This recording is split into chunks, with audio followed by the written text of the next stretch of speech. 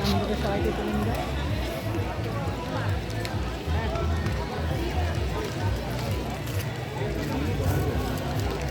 সবাই ট্যাগ বার করুন। লাঞ্চের কুপন কিন্তু কেউ হারাবেন না। আমার কাছে এসে কেউ রিকোয়েস্ট করবেন না, রাজা ভাই লাঞ্চের কুপনটা হারিয়ে গেছে। কোনো কুপন হারায় না, শুধু লাঞ্চের কুপনটাই হারিয়ে যায়। প্রত্যেক বছর এরকম হয়। একটু সংগ্রহ করে রাখবেন, যত্ন করে রাখবেন, যাতে লাঞ্চের কুপনটা না হারায়। ঠিক আছে? প্রতি বছরই লাঞ্চের কুপন হারিয়ে যায়। অন্য কোনো কুপন হারাচ্ছে না, লাঞ্চের কুপনটাই হারিয়ে যাচ্ছে। কেন এটা হচ্ছে বুঝতে পারছি না। একটু দেখবেন আপনারা, আমাদের তো একটু বুদ্ধি হয় একটু নিয়ে রাখতে হবে, ওটাকে ঠিকঠাক রাখবেন।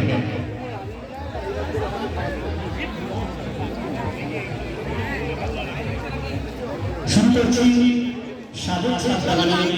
আমরা যে সমস্ত গাছ দিয়েছি সেই গাছের পরিচর্যা আমরা কি করে করবো, কি মাটি আমরা তৈরি করবো, কি খাবার পাবো।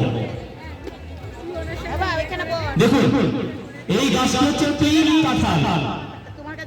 এটা থাইল্যান্ড থেকে আনা, থাইল্যান্ডের তিল কাঁঠাল।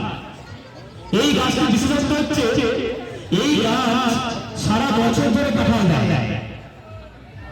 সারা বছর ধরে এই গাছে কাঁঠাল আপনারা পাবেন এবং টবেই কিন্তু কাঁঠাল ফলবে। ছোট্ট টবে এই গাছটি লাগিয়ে ফেলুন।